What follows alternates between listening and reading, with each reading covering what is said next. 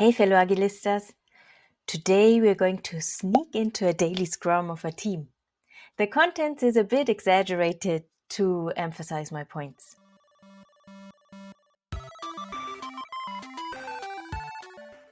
You can watch the standalone video yourself and take some notes and then compare your observations with mine.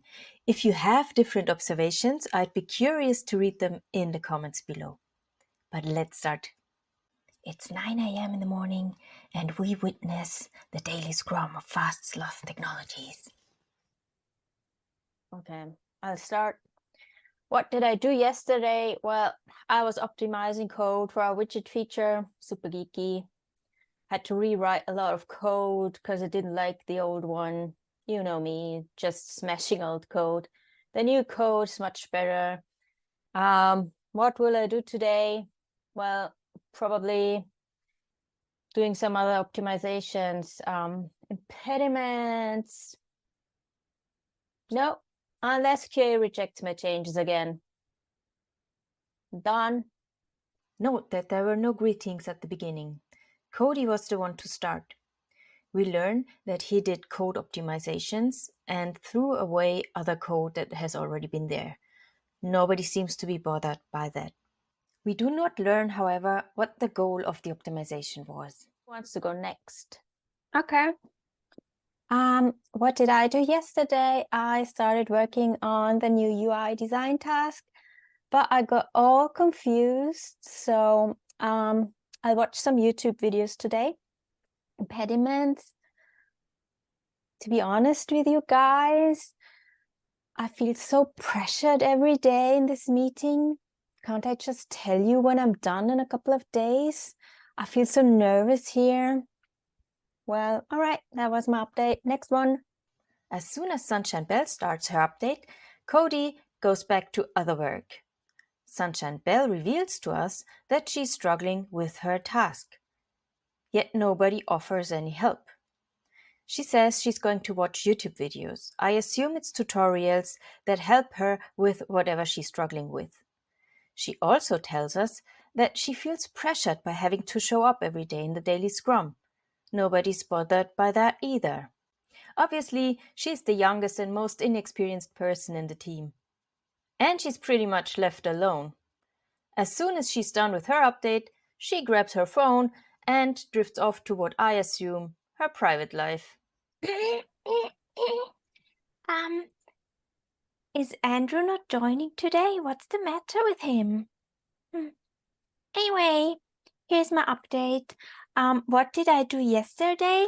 Yesterday, I updated the documentation and also I reviewed some pull requests of yours and I reorganized my desk.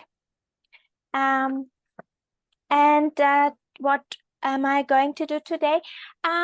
Today I'm going to write some integration tests. Are there any impediments? I have no impediments to report. Thank you. Karen is the eager beaver in the round. She seems the only one asking for a team member who is apparently not present. Nobody else seems to have an interest in the whereabouts of this person. So Karen continues with her update. And she seems to be doing all the, let's say, unpopular tasks like writing documentation. She wants to do what is necessary. And she's the only one who came prepared. She even seems to have taken down notes about what she's going to say. She really tries to stick to what she feels is necessary or her obligation in this meeting, answering the 3 questions. She even points out that there are no impediments to report from her side. She's the only one who tries to pay attention throughout the updates of the others. Well, I guess I'm next then. I started working on a bug fix. So far, really, I have no clue. It's somewhere in the communication component. The error code doesn't indicate anything useful as we decided to have only one error code, 0000 for anything. So maybe today's my lucky day and I can fix this nasty thing. I'm done. Hank is just disgusted and bored by the whole procedure. He's working on a bug fix, and he's struggling as well.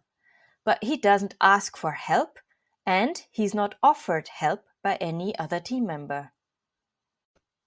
What can we assume about this team and their work?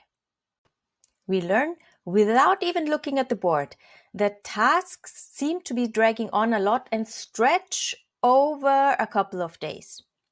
Nobody seems to have a genuine interest in the work of the others. My question to you is, to whom are the updates addressed? I mean, who benefits from the shared information? Because as they do their daily scrums now like this, nobody gains any value from it.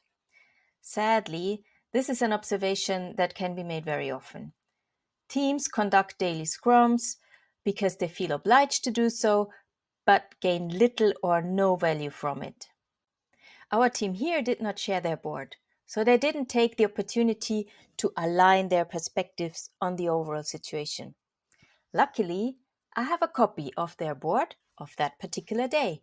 Let's look at it. We see here the top row is bugs and support cases. Having them prominently on the board is a good thing.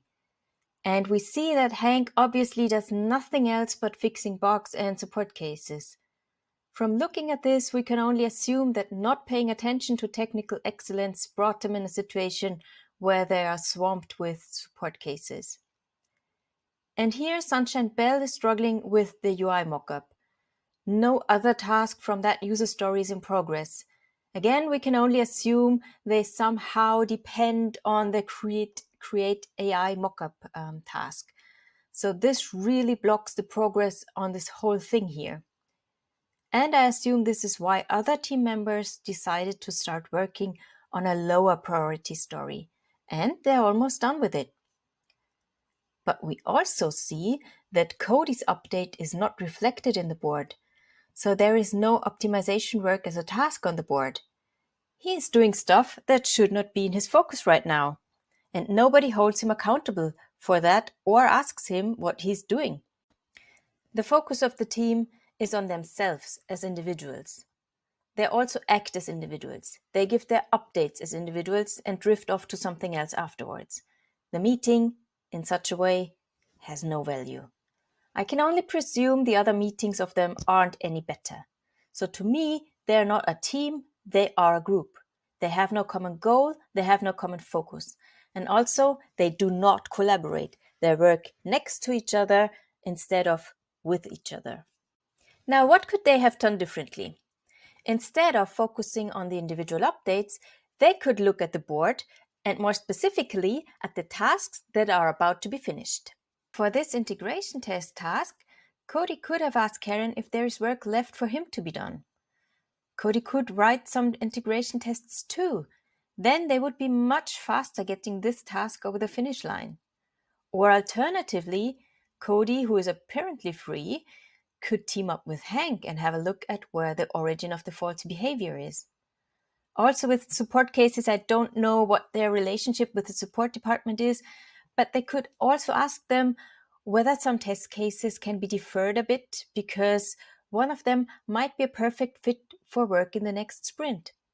This also depends on your policy towards bugs, whether you have a zero tolerance policy or anything like it.